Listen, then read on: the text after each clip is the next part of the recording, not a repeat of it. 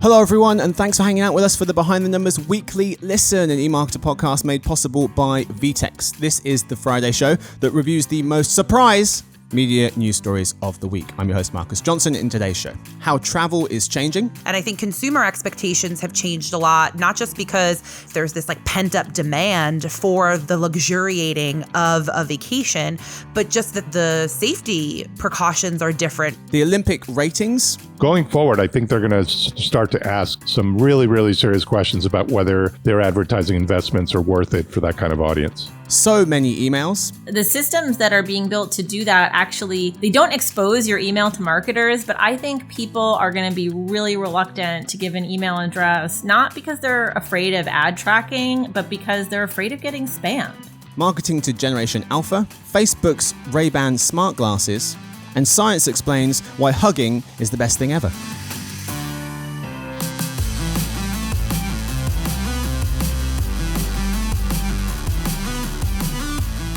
All right, folks, joining me for this episode, we have three folks, all principal analysts. We have joining us our principal analyst who covers everything digital advertising. It's Nicole Perrin.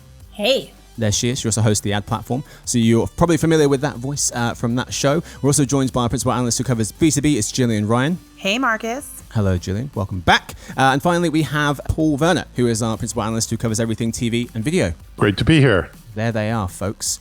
So before we start, let's talk it out. So, unfortunately, Gillian and Nicole are leaving us. I know. Listeners, they're always, I could tell, they're always the furious. Worst double whammy of all time. When I have to announce this. I know. Just getting over Mark leaving 50 years ago, it seems like. Couple of months. He was just here a few weeks, I know. And now these two. It's heartbreaking, but we're really excited for the next chapter. They've been fantastic friends, colleagues, and we're going to miss them so much.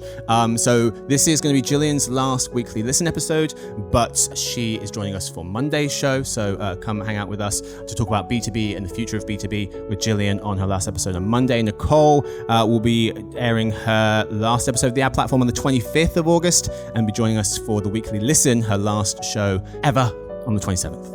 Ever. I know that was intense. Now, here's a question. Does Nicole get to take the championship belt with her if she wins on her last day, or does she have to leave it as company property? She really should. I have a crown, Paul. Oh, yeah, the crown and the belt. She wins it a lot. So I feel like we should just give it to her. It's almost a given. Yeah. Parting gift. Yeah, you can take it. Everyone should get a belt when they leave. Yeah. Why not? You sound like Mark now. Guys, I'm not going to Party City again. Please don't make me go down there. You could order it online. It's called e-commerce. Oh, yeah, I should have done that. Anyway, we're happy that they're joining us for this episode, at least, and you'll get to hear their voices a few more times before we send them off into the sunset. So today, what do we have in store for you? Well, we have the story of the week. How travel is changing is where we start. We then move to the game of the week, our second segment, where our contestants, Gillian, Nicole, and Paul, will go head to head to try and give us the best takeaway they can from each of the four stories to win points. We then make up a winner. After that, we have a brand new segment. Called Working From Somewhere. And I'll tell you all about that a bit later. And then Dinner Party Data is the final segment of the show, as always, where we talk about interesting things we've just recently learned. We start with the story of the week. How travel is changing. Adrian Pasquarelli of Ad Age explains that travel brands are spending again, but their marketing strategies are different. In June, travel brands spent $210 million, just over, in the US. That's more than double their June 2020 spent. Still slightly below 2019 levels, though, says Media Radar. But spending is uneven. Hotel chains, it's up. Cruise lines are not.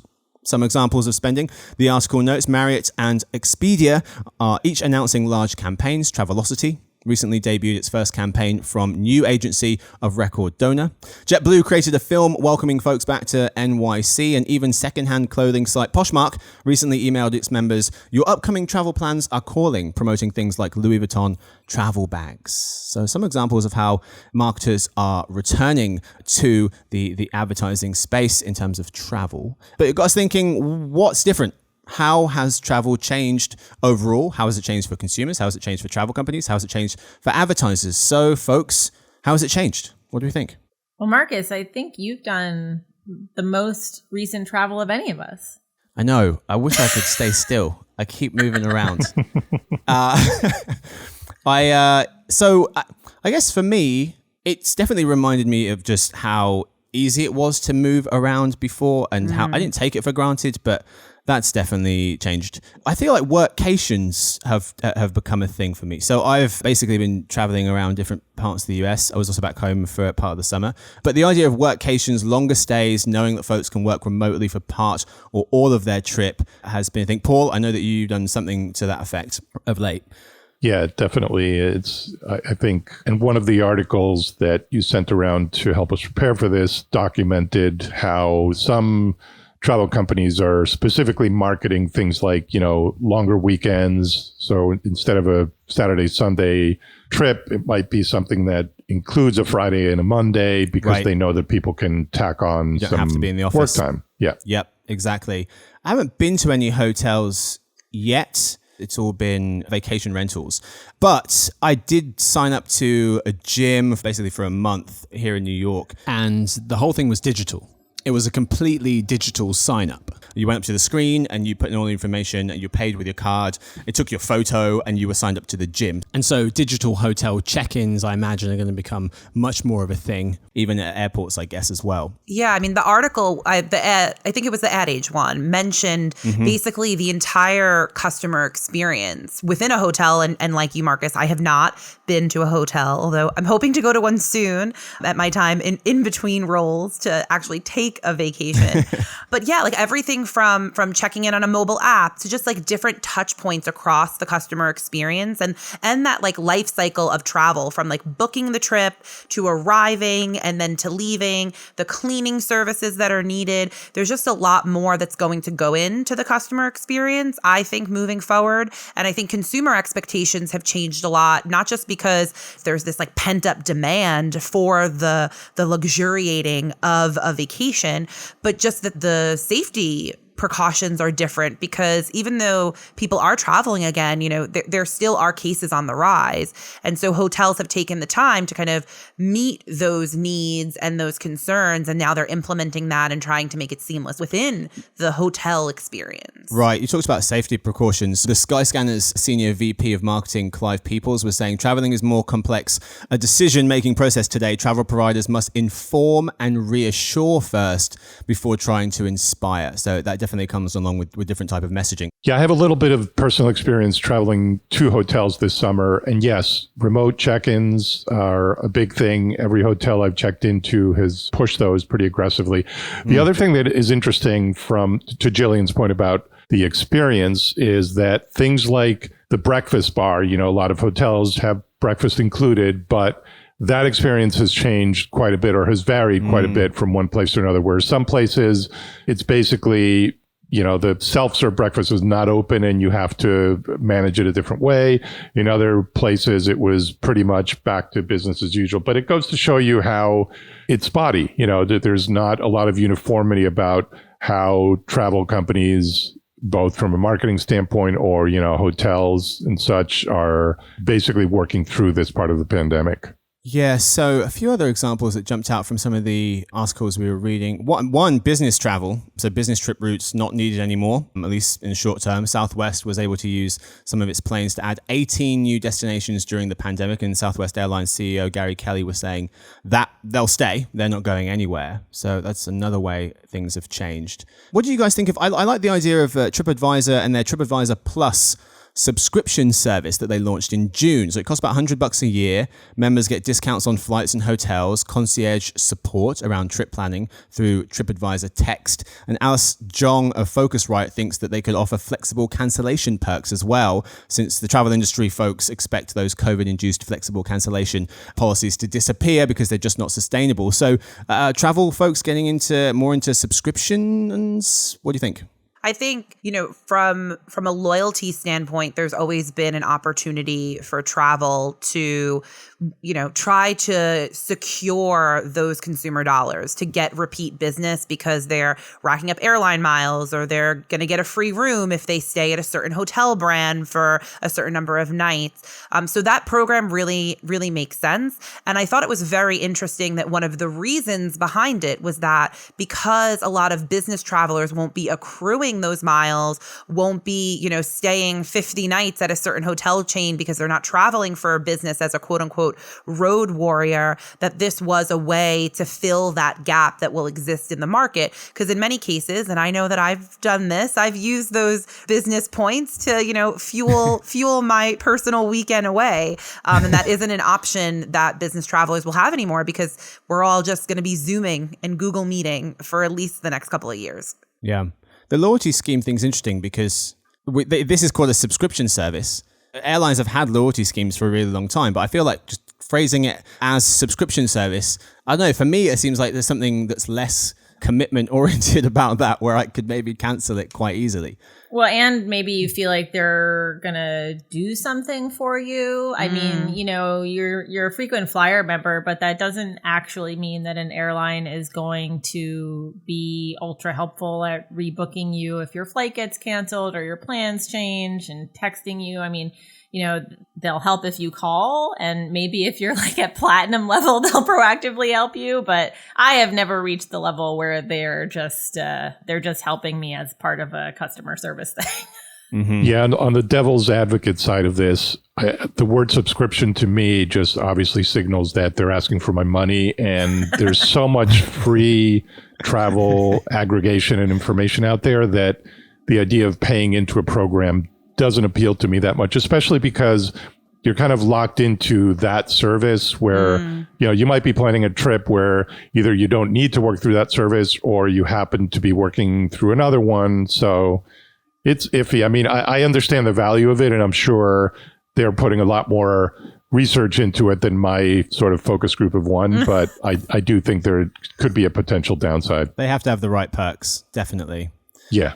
So from that article from Adrienne Pasquarelli of Ad Age was noting another change, saying that brands are also exploring more purpose-driven marketing around travel, concentrating on sustainability. A recent survey conducted by MMGY found 15% of active leisure travelers say a travel service provider's focus on sustainability and environmental considerations greatly impacts, quote unquote, greatly impacts their travel decisions. And over 80% said they're open to changing travel behavior to reduce the environmental impact. Lip service, folks, or do we think people actually starting to change? I'd be curious of the split on that data. Like, is that for a luxury audience? Because, a budget traveler, perhaps maybe that isn't the most important factor for them and they're just looking for the best deal.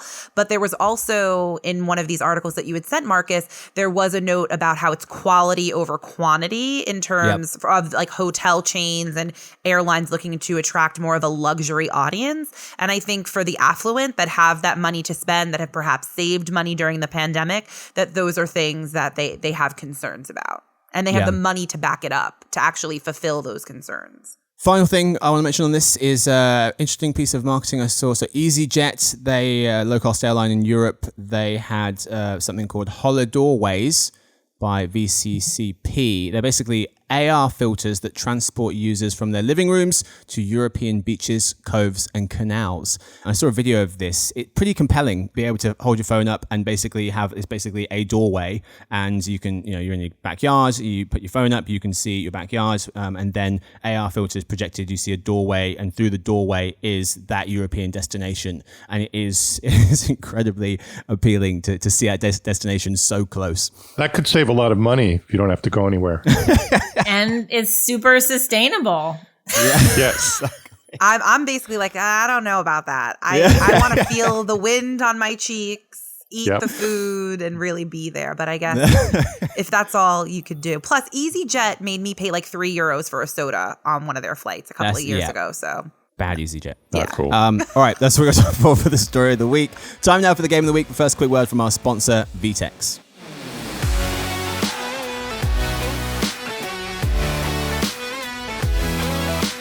Retail's next competitive threat may come from a business model or channel that didn't even exist a few months ago. This modern dynamic requires companies to adapt quickly, pivoting business seemingly overnight, something traditional commerce platforms just can't support. There's a new enterprise commerce platform on the rise, one that's fast, flexible, and doesn't require 9 months and $1 million to get up and running. Go to vtex.com/emarketer to learn more.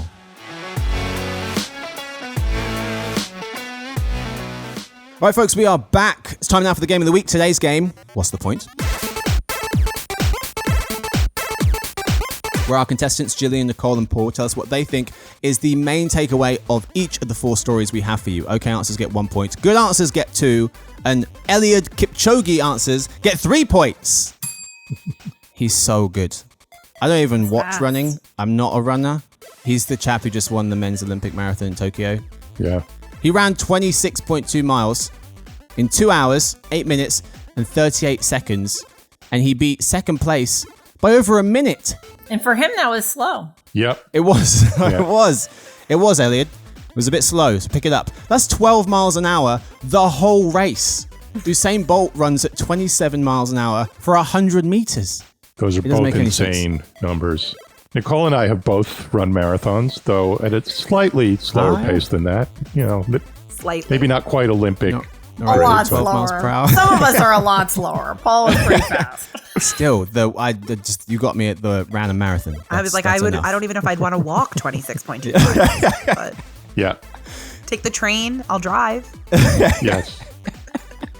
And this was under pretty difficult conditions, this marathon. Temperatures close to 90 degrees Fahrenheit, humidity levels at 80%. 28% of the racers didn't finish. Oof. Kipchoge has won 13 of 15 major marathons he's entered since stepping up to the distance in 2013. So those type of answers, they get you 3 points. They get you 4. They get you 4 now. You couldn't fit that answer into the time, Marcus. That was long. Yeah. All right, I start with -5. You'd have to go a lot faster in speaking and running. Each person gets 20 seconds to answer before they hear this. 20 seconds. Just 20. It's never I feel like 20. you I don't know shortened why it. I ever mentioned 20. It's like He each shortens person it gets, because people go long, but it's just a free for all. I'm going Yeah. to be short and sweet. If I was being honest, it would be each person gets as much time as they want to say anything they need to. And then we'll have one no listens listeners. to Marcus. And then and then Marcus pretends that someone won. There's no system here. Let's play the game. I have a suspicion that the shortening of the answer time is what led Nicole and Jillian to bid us farewell, but I'm just speculating there. That Says could never the be it. longest answerer of them all. For sure. Whereas I am known for being the shortest. That's true. Yeah. Yeah, Blake he's a serial offender. Let's put it that way. He's the worst. Blake, if you're listening, hey, how you doing? So let's start with Jillian. The Olympic ratings is where we start. So the numbers are in. How did the Olympics perform overall? We've talked about the Olympics a few times, but we've had bits and pieces. Now we have the whole picture. So they drew the smallest Summer Games audience since 1988, notes Tiffany Sue of the New York Times. Viewership was down over 40% from 2016, and less than half the viewership recorded at the London Olympics. Tokyo's average nightly viewership was 15 million for its primetime broadcast and digital presentations. So, Jillian, the Olympic ratings, what's the point? It's really hard to view it. I have YouTube TV and I was really excited to record all of the events. And then I was like, who has time to watch every single event? Like, it's not as curated as it needs to be in like the NBC Universal capacity. But then you could also just like watch it on Instagram or TikTok and get it, through the New York Times or whatever other publication that's giving you the results. Plus the time difference. Like, I knew Simone Biles dropped out before anything because of an alert on my phone. It's not fun when it's so delayed. Right. Yeah, you would have thought having events available digitally would have mitigated the 13-hour time difference between Tokyo and the East Coast, but it doesn't seem to. It's a miracle it's a miracle they got 5 people to watch it, because everyone I've spoken to anecdotally has had a very difficult time. Nicole, the Olympic ratings, what's the point? Fragmentation. Yeah. I mean, really along the lines of what Jillian was saying, I think people basically didn't know how to watch, didn't know where to watch, didn't know how to find what it was that they wanted to watch, or even what was available. I did not watch a single minute of Olympics for probably the first time in my whole life. It felt complicated, and I was texting a lot with my best friend who really loves gymnastics. We both did gymnastics as little kids, and she was complaining a ton about how hard it was to watch and how, they're just trying to make you sign up for Peacock, essentially. Mm-hmm. Paul? Yeah, I agree that the consumer experience was awful. And even if you did sign up for Peacock, which I did, it wasn't... I didn't hear that made it better.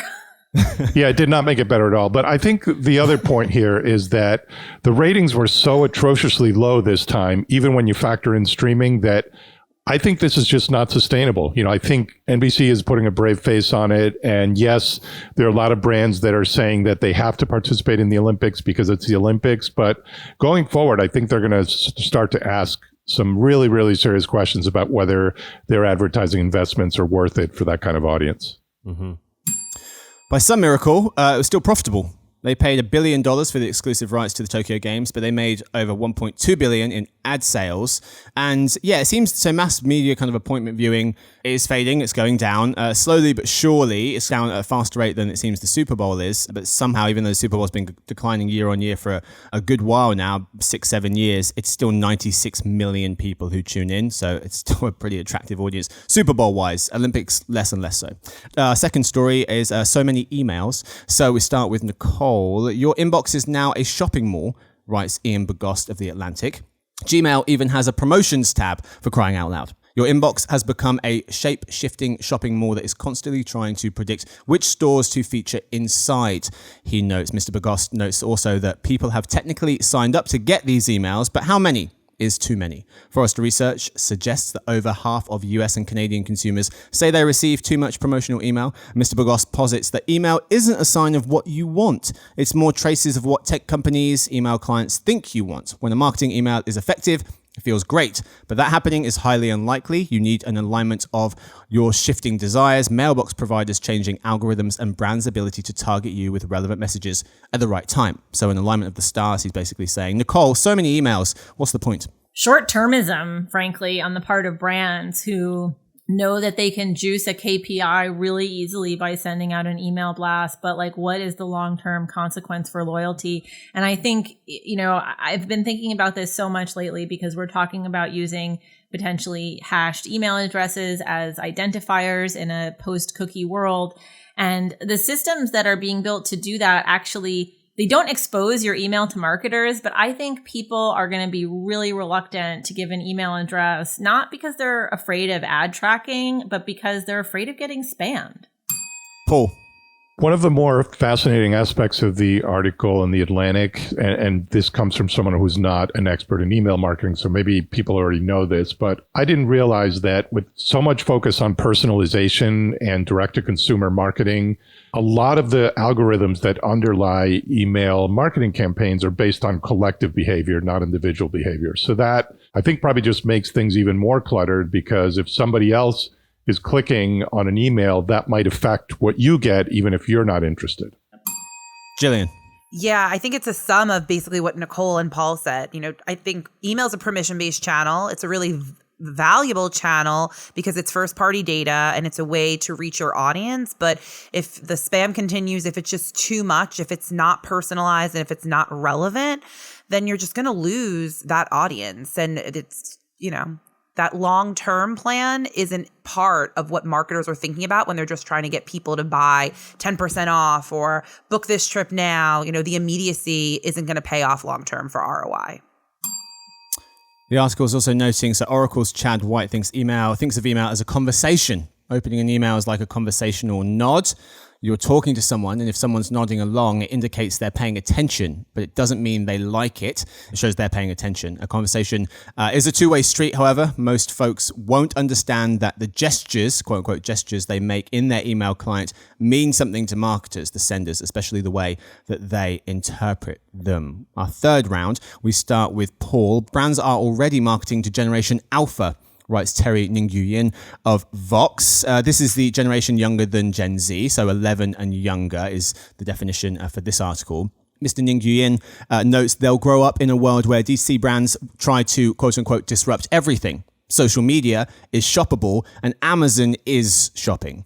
They'll be the first to inhabit a world of bountiful digital-first brands. Today's parents are less likely to cruise the store aisles when the internet can drop things off at their doors in a few clicks. Because of this, Gen Alpha's parents, many of whom are millennials, will be influenced by their behavior. The next generation of kids are going to have very similar tastes to that of their millennial parents when it comes to brands, unlike Gen Z, notes Heather Dretch, an assistant professor of marketing at North Carolina State University, saying that's why toys now come in millennial pastel colors, because millennial parents are the ones buying them and marketers are trying to get their attention. So brands are already marketing to Generation Alpha. Paul, what's the point? Well, in some ways, this is a continuation of the age-old pattern of marketing to kids through their parents. I mean, the parents are the ones who are going to make the purchase. But I think what is interesting is that there seems to be less of a generation gap here and more of a confluence of interest and taste between the millennials who are parents of Generation Alpha. And also the other thing that will be interesting as this marketing phenomenon unfolds is just how close to the purchase funnel the marketing actually is, where, you know, with Instagram and other social venues being shoppable, you know, maybe kids will be doing their own purchasing, not just pestering their parents as to what toys to get. Yeah, wasn't there a site that allows the kid, you can like allocate the kids some money and they've got a little kind of fund and they can go on the site and buy things themselves in like a kid-friendly portal? Forgetting what retailer was doing that. Anyway, Jillian. I have a lot of thoughts on this, and that's mainly because I have a lot of alphas in my life. Being in the millennial cohort, all of my friends' kids, all of my cousins' kids, and I have 2 amazing nieces, and I am guilty of perpetuating my millennial standards upon them in my gift giving. My niece just received a pastel-colored fake makeup kit because she's obsessed with my makeup bag. So I am part of this trend. I think, you know, it's sad that they won't look through the Toys R Us catalog and beg their parents for what they want, because that's a memory of my childhood that I think all children should have. The Sears catalog, the wish book. But, you know, it's funny. What they will do is, and something that was in the article, Marcus, that you didn't mention, was really, you know, these alphas who are influencers themselves, who like have their own channel and they're making a ton of money because brands are sending them these, you know, cool toys to review. And kids are watching that. Like my niece watches that stuff and she's 2.5 years old. And the long-term effect of that, my poor sister. Yeah, Professor Dretsch was noting children are capable of developing brand associations as young as 3 years old, which is chilling. Nicole, what have you got? I think it's going to be really interesting to see how these kids develop brand affinities. And this is an interesting theory of how that will happen. But it's something I think about because we see signs elsewhere that advertisers are doing less upper funnel marketing. They're interested in targeting their ads to people who are already interested. But so how do you build a brand when the next generation hasn't heard of you? And especially when they're spending less time in physical stores, seeing brands on the shelf. How do you do that discovery? How do you do that original brand awareness and build that affinity? So it's just a topic I'm really interested in right now. How do you convert those kids from fake up to makeup? L'Oreal will be asking that question. She will be an easy target, though. Obsessed. Sarah Peterson, the soon-to-be author of a book about digital culture and motherhood, also noticed a shift in her buying impulses between her first child, born in 2002, and her youngest in 2019. She thinks it felt like everyone was buying the same stuff back in 2012. And so, yeah, with everyone's feeds, information going through their phones being much more targeted, maybe there'll be a lot of parents buying a lot of different things as opposed to everyone buying the same identical toy that happened at least back when I was young, a long time ago. Anyway, final round, Facebook's Ray-Ban smart glasses. At the end of July, Mark Zuckerberg confirms that Facebook's next hardware launch will be its long-awaited Ray-Ban smart glasses. He didn't say when exactly. 2021 had been thrown out there, but that was pre-pandemic. Mr. Zuckerberg said this was part of Facebook's journey towards full augmented reality glasses in the future. We'll start with Paul. Facebook's Ray-Ban smart glasses. What's the point? Well, for starters, other companies have tried this and maybe they were too ahead of their time. You know, I'm thinking of Google Glasses and Snap lenses. So I don't know what will be different this time.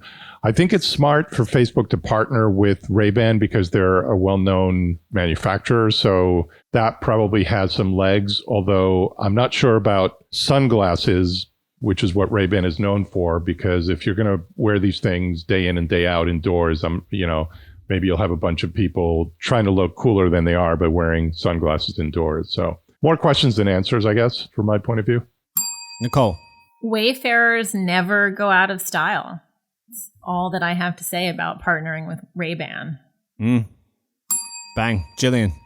Well, I mean, as you heard from when I was talking about WestJet, I'm not like a big fan of AR. So smart glasses is not something that I'm like, woohoo about. But to Nicole's point, at least they won't be ugly.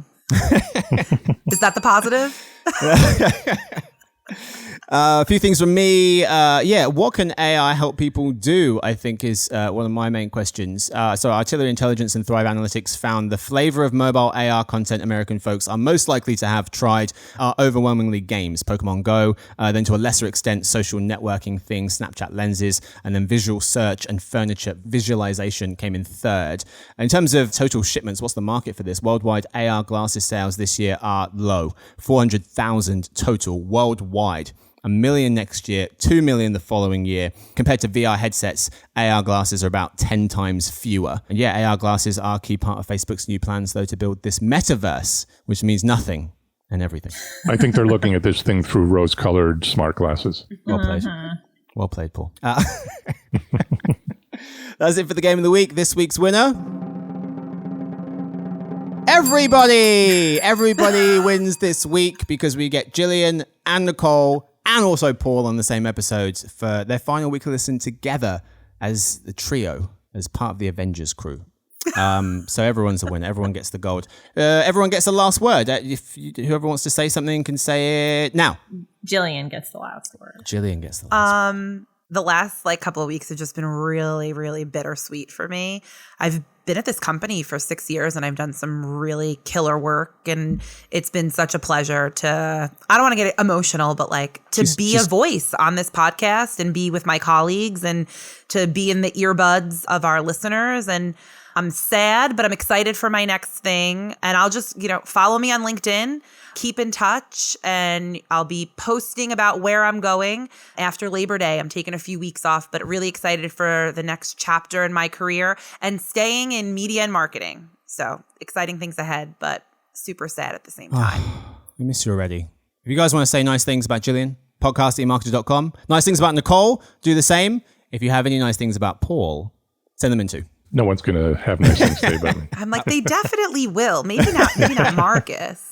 I kid. If I can just have one quick last word here, of course, as a co-winner. They say that in the corporate world, people are replaceable, and all I can say is nothing could be further from the truth. It's true. Why even go on? The podcast is cancelled. Thank you, Paul. I'm kidding. We'll still be here, but it'll be less good. Maybe I can come on as an external guest. Just saying, Marcus, I'm available. Yes, please. Every week, every Friday. That would be perfect. Thank you so much for committing to that. Nicole, too. All right. It's time now for our next segment, Working from Somewhere. This is a new segment, as you probably tell because you've never heard of it before. Well, maybe you're brand new to the show and you thinking maybe I had no idea. It's new, okay? Trust me.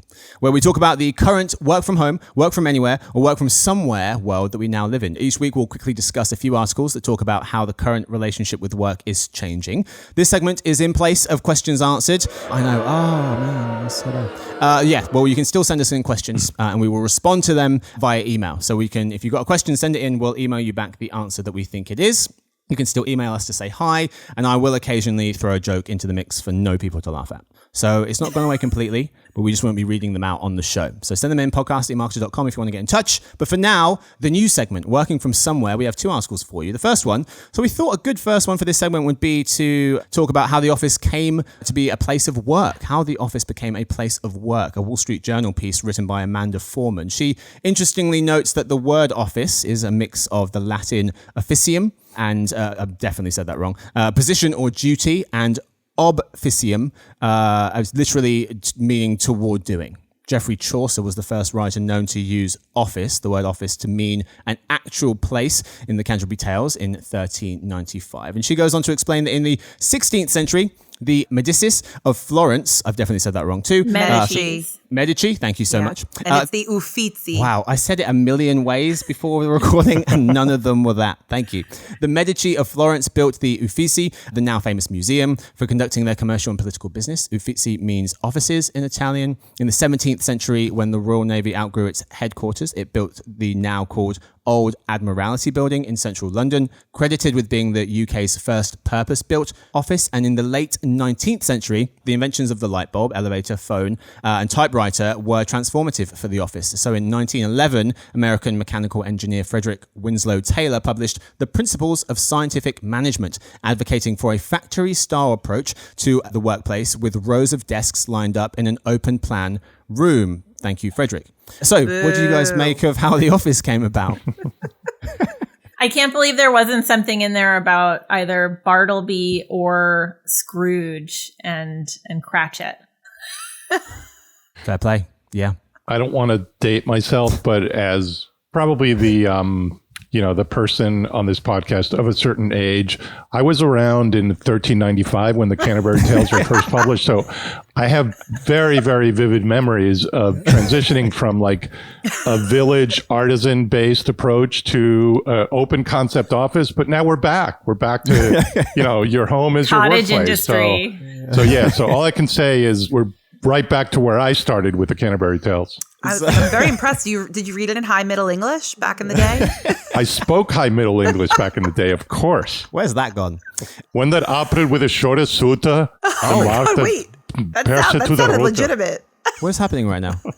Paul? So this is a foreign language podcast. Hey, Marcus, this is your language. Come on. That is not. It was before you were born. I did want to say, when I read that article and kind of hearing the history of how we got to the way that we work today, it's just interesting to me. It's that we go through every day assuming that what we do now is what has always been done, and just how new 100% this way of quote unquote working is. And I think it's really interesting to think about that as companies, over the last month have kind of delayed their return to office even further. And this notion that we're just going to go back to what we were doing before, when what we were doing before wasn't really something that had a lot of tradition anyway. Yeah. It was definitely, I couldn't agree more, Gillian. It was, for me as well, a welcome reminder that this wasn't the way things always have been. Nothing is the way things have always been. And so trying to feel more comfortable heading towards that world of change felt a lot easier after reading this, knowing that it wasn't always this way. So the idea of we have to get back to the office, that's how things are supposed to be. This article was probably maybe a bit freeing in terms of, no, they can be different because they were different prior to all of this. I mean, if they want me to go work in the Uffizi, then I will. It's gorgeous. But otherwise, it's going to take a lot to get me back in an office. Right next to David. And you want to be there in real life, Jillian, not through like some AR app. No, for sure. Paul, you know me so well. He's going to now live his entire life through AR. The next article we had for you is from Morning Consult. It was one noting that the pandemic has forced people to rethink what they want from a job. But pay, benefits still top the list. The survey asked employed adults to describe in their own words something a company could do to make them want to join immediately. Salary topped the list, 31% saying competitive salary mattered most. Benefits were second, with 29% of people saying strong health benefits and more paid time off. And then in third place, flexible schedules, quite far behind in third with 15%, and remote work options fourth with 11%. So I was speaking to a mate about this, a best mate of mine yesterday, and he was like, yeah, of course. Why are you surprised that competitive pay is top of the list? I wasn't surprised that people want money and then want benefits but I was surprised that given all the talk about, I want flexibility, I'm going to quit my job if I don't get it, I'm surprised how far behind that was in third place. Any thoughts, folks? Well, I think, if you didn't need the money, you'd probably be doing something completely different to begin with, right? So you have to expect that's going to be important. But I also think to some extent, it maybe suggests that you're almost taking the flexibility as a given in some way. Like, you have the flexibility now, so I'll only leave if I'm also getting better pay or something like that. Yeah. I was really surprised as someone who just accepted a new role that career opportunity, growth, professional development, career narrative wasn't part of it. Obviously all these other benefits are important, but just the role itself and the job and what that will mean for your career. I feel like that's such a big factor. And I was surprised that wasn't in this survey. But I also guess it depends on what types of professionals they're surveying. So be curious to get a little bit deeper into the respondent data. Yeah, good treatment was low. 4%. If they treat workers like humans and not machines, just 4% people are bothered by that. Everyone else. I mean, hopefully that's the baseline. I just feel like that means that you're getting treated okay to begin with, right? That doesn't mean that you're fine with being treated poorly. Yeah, let's hope so.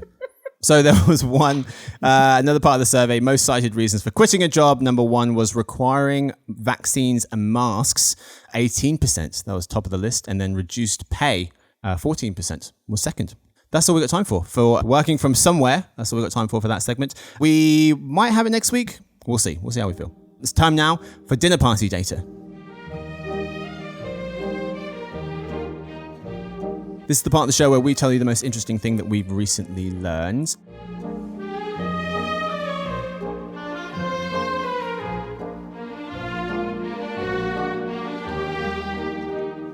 and everybody won. I've got to start with someone. We'll start with Jillian because it is going to be this is her penultimate episode. It's her second to last episode. So Jillian can start us off. What have you learned recently, Jillian? Well, I wouldn't say it's something I've learned, but obviously I'm feeling a little nostalgic. So I have been going back and looking at all of the reports that I've written, and I have written 38 reports during my tenure at eMarketer, which I was kind of like, that's a lot. Go me. And then I went to my first report that I ever wrote back in 2015 and pulled out the key stat. And it was marketing tactic effectiveness according to B2B marketers in North America from August 2015. And it was just really funny to see some of them that were listed here. Content marketing was number one. And this is from Aziza. And I went to see if they still publish this survey, which is the state of sponsored social. And they do not anymore. But others at the bottom of the list are just like not something like, radio advertising, magazine advertising, newspaper advertising, TV advertising. So it's just really funny for me to kind of look back and see through those 38 reports, just like how much has changed in terms of how marketers are reaching their audience. Digital transformation, Jillian. Yeah, been writing about it. Did you have a favorite report? That's a favorite project? Wow, that's really company? hard. So in 2018, I wrote a report called The Modern Marketing Department. And that was really like diving into people, processes, and partners. We've talked about that one. Yeah. And that was a big one for me. And I think the CMO report too, just because I got to interview like 60 plus CMOs and get to, shoot the breeze with them. So it's like work, but it isn't really like work at the same time. Just talking to smart people. I would Very also nice. shout out your major ABM reports. Oh, thank you. Those are good Yeah. too. Jillian's leaving us, but those still live on In Pro. infamy. Check them out. On eMarketer.com. Go check it out. Check it out. They were all good. It's like trying to pick between a favorite among your 38 children. Yeah. That's something you can They are easily all my do. babies. Like I couldn't pick a least favorite. I always Yeah. get my mum to tell my two siblings that I'm her favorite, typically in front of them. She doesn't ever do it, but I'm working on that. I think we should have her on the weekly listen. We've got to get some proof points here. That would be awesome. Mother's Day episode. You have to do it. Yeah. I don't think she knows I do a At podcast. least a cameo. Yeah. All the more reason.